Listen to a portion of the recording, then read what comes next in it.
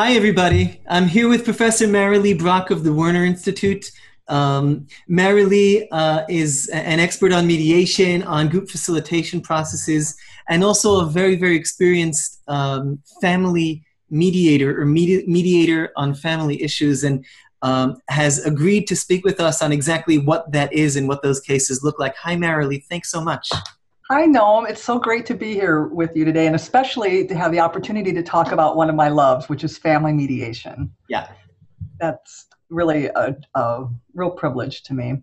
When I hear people talk about family mediation, it is interesting to me that this one very simple name can mean so many different types of cases. Yeah. So I thought maybe to start off, I'd talk a little bit about that. And then later in our conversation, I'd like to drill down a little bit into more specifics about parenting plan mediation. When we hear about family mediation, that generally does mean something related to a divorce, a domestic relations case, a parenting plan. And that's very important work. And I'm thrilled to see so many jurisdictions across the country and across the world embracing the power of mediation in family matters, because thinking that really it's the families that are the experts about what works best for them, when they thrive, what are their values, what are their hopes and dreams. So building on that premise, there are other forms of family mediation as well. For instance, there's a lot of work going around in the juvenile justice matter areas around family cases where either a child has entered the system for a status offense. So if he or she were an adult, it would be a crime. But looking at the action was not appropriate, but we need to remember that this is a child. How can this child learn to live a safe and productive way in society? So mediation can be very helpful in that context to in a proper way, a healthy way, engage family, extended family, other support people. Same is true for child welfare cases, a child that has entered the system because of child abuse or neglect. The government comes in, wonderful training programs for their foster families and things, but that's not a long-range solution. Mediation can be instrumental in helping find a safe and permanent place for a child to live. Looking at the other end of the age continuum, our society here in the States is aging. And so there's many adults grappling with the care of their adult or their aging parents. So a mediated discussion among siblings and appropriately involving the elderly parent can be so powerful, a way to help the family make decisions with the right kind of support that they need to make sure every voice is heard, everyone has that opportunity to think about what best mom or dad may need. So those are just a couple of examples of family mediation. You really covered a huge spectrum, and particularly at practicing this in the United States, where all of this is considered under the umbrella of, generally speaking, and depends on where you are, but all of this is under the umbrella of family mediation, and all of this is kind of being constantly pushed and developed by both community mediation and the court system and Right. child services and family services and all sorts of. I know in many other places when they speak about family mediation, they're talking about end of family mediation, Right. divorce mediation, and sometimes wills and estates kind of as an add-on, but mainly Sure. divorce. And I think that this approach of saying, wait, the family works as a system in many other contexts, and that system finds itself with a systemic conflict in many other circumstances. Let's see what else we can draw into the circle of family conflict expertise. Right. No, absolutely true. And so many judges I've spoken with about family mediation agree wholeheartedly. The judges feel a tremendous responsibility to make the right decisions to protect all the family members, particularly the vulnerable, the children or the aging. But they know that they only have limited information about the family. They're only a part of their lives for a very short time. And given the right process like mediation, the family, with all of its history and wisdom, warts and all, can look at a situation and make decisions that can have some lasting impact. Yeah. Um, One thing that I noticed while I was working as a family mediator is that one reason that mediation was such a beckoning option for so many people, as opposed to courts, is simply because courts, at least back then, and I'm not talking about too long ago, were only set up to deal with typical mainstream families. And if you had family or family type relationships that were not mainstream, genderly accepted and by the book, then you were always in iffy territory. So mediation that's really the alternative in alternative dispute resolution, is that we could really provide something that the court simply couldn't. Right. Yeah, absolutely. There's no, in anything but the kind of cookie cutter family structure, which is great, but not a majority. Yeah. There's no question even ask, let alone answer. So mediation can provide the forum to ask the questions that need to be asked and get the right decision makers around the table to figure out what's going to make most sense for the future. And so it might be families where kids aren't really legally somebody's child, but emotionally been parented by somebody for 5, 10, 15 years. That relationship should and most needs to continue unless there's some extraordinary circumstance where that wouldn't be a safe thing to do. Well, mediation lets the family take a breather, take a look at what's going to make most sense in this relationship that the court simply can't. Related to that, not necessarily looking at divorce, but in dramatic cases like termination of parental rights.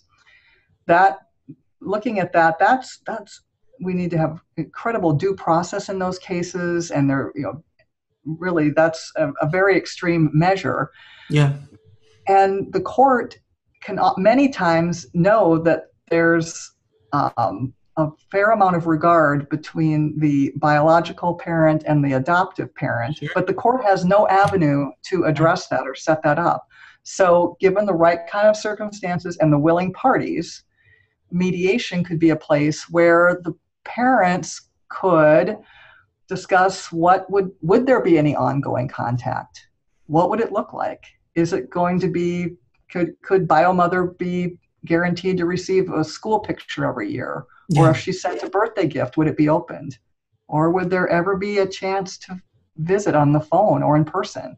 All of these kinds of questions, the court's hands are tied, cannot even ask or answer those questions, but two people with the right kind of structure and support could explore that in a way that's safe, or in exploring it, realizing that is not going to happen. And that's okay too. Yeah, but having some clarity around it. That is, you just reminded me, pardon for barging in with my own story, but I will just kind of piggyback off that to a divorce mediation I handled several years ago, where it opened up with parties walking in the door, sitting. I explained to them about mediation, and they said, yeah, okay, we get it. Before we start, we just want to tell you, we've frozen some embryos, and we just want to make sure that we know that, we need to take care of that in the course of it. And it was just the starting point. Right? Pretty powerful opening statement you had there, Noam. Right. So what do you have on your desk today? Well, some frozen. And of course, they had to work through. I mean, this was a case where if they had taken it to court without knowing who would have or who wouldn't have had any right or any, one thing I could know is it would not have taken less than 7 or 8 years for. Right. But here it was a conversation in which, they flowed back and forth and, had the time to construct their own opinion independently and jointly and decide what to do with it. Right. But that could only have happened in mediation. That's right. And you're right. It's a co-construction. If you and I were in mediation right now, I'd be learning about your perspective, you'd be learning about mine, but we'd each be learning about ourselves and what we value and what's important to us and where we want to go. And it evolves, and it's a way to kind of build on together. So it can be very powerful. You know, family mediation, it seems, out of all contexts of mediation, family mediation is, well, it's the easiest to explain. It's the easiest to sell, not necessarily in the economic terms, but even in the economic terms, it's the easiest to sell. And yet, you know, with a 50% divorce rate, and with, you know, incredible statistics on, you know, just the numbers of you know, child welfare cases, or whatever it is, that don't necessarily go to mediation. Is there any way that, after being in the field for so long, you can, and you know, and explaining to hundreds or probably thousands of people by now the benefits of why mediation at this point in your inheritance dispute, in your divorce dispute, in your deciding what's going to be with your child, why do people still find themselves, some people, all people, many people, not opting into family mediation? What? Well, as you can imagine, I have thought about this a lot. And I think, from my perspective, I think there's a couple of factors that go into that. We still don't have a critical mass in community that have really embraced it. But I feel like there are times when conflict can be so devastating and so scary, and there's a lot of what I call anticipatory grief or anticipatory fear. The here and now, right now, and the conflict is bad, but it's probably not that bad. But boy, our good creative thinking can get on board, and we start to awfulize what could happen. And in that, awfulize. Okay, I love it. Go. Yeah. Is that a word?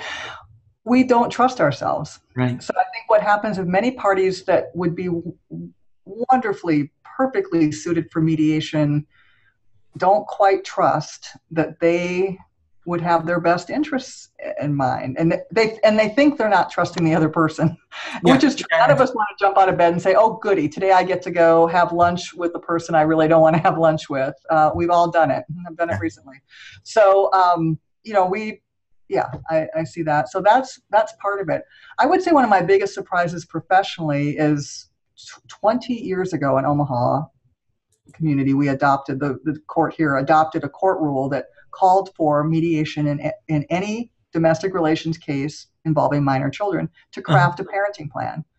And that's been a wonderful program, and it's reduced so much misunderstanding about Thanksgiving holidays or what a weekend looks like. And it's created some wonderful predictability for children to spend quality time with both parents and understand how soccer is going to go and what vacations look like. And all those things are great.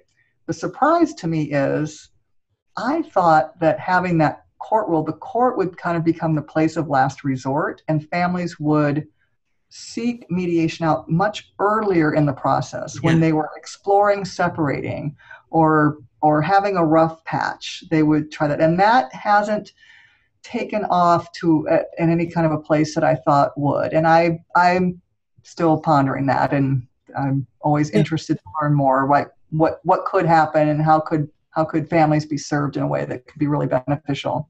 And that's an issue that it's another one of the issues that is different by locale. And there are places, of course, where it is much more the norm to start off with. Maybe we should talk to someone, and maybe there's someone who can help us. Or just that the court isn't, culturally the place of first resort or pre-first resort. So there's always a wider cultural question of, let's say in the context of Omaha, it's not just, how do we tap into divorcing or conflicted families at an earlier stage? It's how do we make it more known and more generally accepted that court isn't the place to solve family issues. Court is inherently, unsuitable for settling family issues. Absolutely. So is that a Omaha thing? Is it a Midwestern thing? I mean, certainly on the coasts and many other parts of the United States, mediation is as much more mainstream, so to speak. And I know for sure in other countries as well. It's very interesting to see how the cultural implications come into play. Well, on the other hand, as you say, sometimes when the culture doesn't bring it in, the legal system does. And you described that in Omaha. And I've had a talk with Professor Sharon Press from Hamlin, who described how the same thing happened in Florida, and has happened in other places in the U.S. And I think that it's fair to say that these things are kind of an ongoing story. We don't know what the end of it is, and I think that if there's one thing that has kept both you and me afloat in this biz for a long time is that we are optimistic. Absolutely,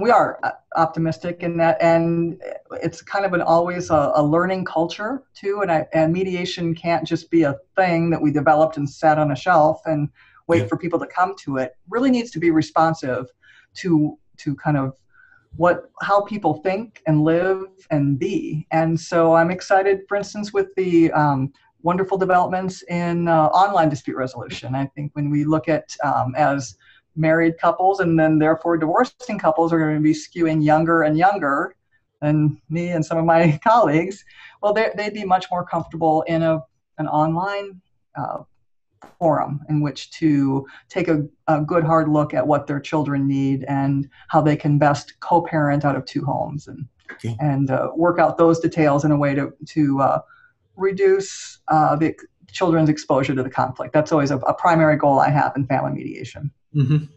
And as someone whose kids occasionally read his emails and come to peek at his screen just to see what's going on Daddy's Facebook, I know what you mean. Yes, that's right. Well, Marilee, thank you so much. You've given us such great food for thought and some really, really good information on this very, very important and leading area of mediation. Thanks so much for this. My pleasure, Noam. Take care.